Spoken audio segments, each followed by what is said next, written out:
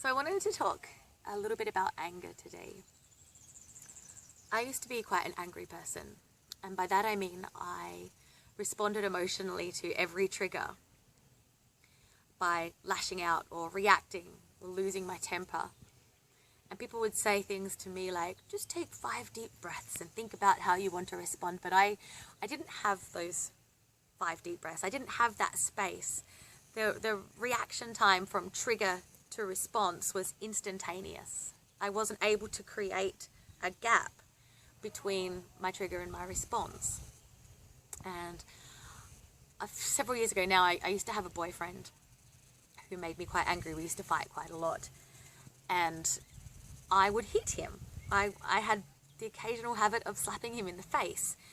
And he would ask me why I hit him.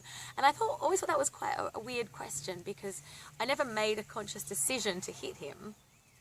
It was an automatic, involuntary response to him doing something or saying something that I felt was crossing my boundaries or totally unreasonable. So a few years back, I discovered a technique which was the first thing that ever helped me to get some semblance of conscious control over my responses to situations. So I want to share that technique with you today in the hope that it helps someone else as much as it helped me.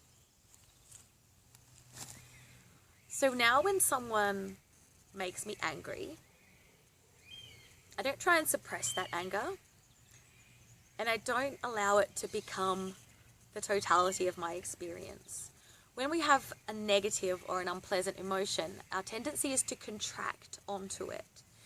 Think about the last time you felt afraid or angry or miserable. That becomes our entire experience. We contract onto that feeling until it becomes everything. We don't notice what other people are saying or doing. We don't notice the scenery around us. We don't notice a car driving past. That anger or that fear or that negative emotion becomes our entire experience, which means we've contracted onto it. Now, if we try and suppress anger, it's going to come out in other ways, potentially even physical illness, or we become passive aggressive and it results in resentment, or maybe we'll take it out on someone else later on. But suppressing isn't the answer either. So the answer is to allow that anger to be there, but to expand around it. So when you notice anger coming up, breathe into it and expand around it. So we allow the anger to be there, but by expanding around it, we also make space for joy, for happiness, for compassion, for forgiveness, for love. And so that anger becomes just a small part of our experience.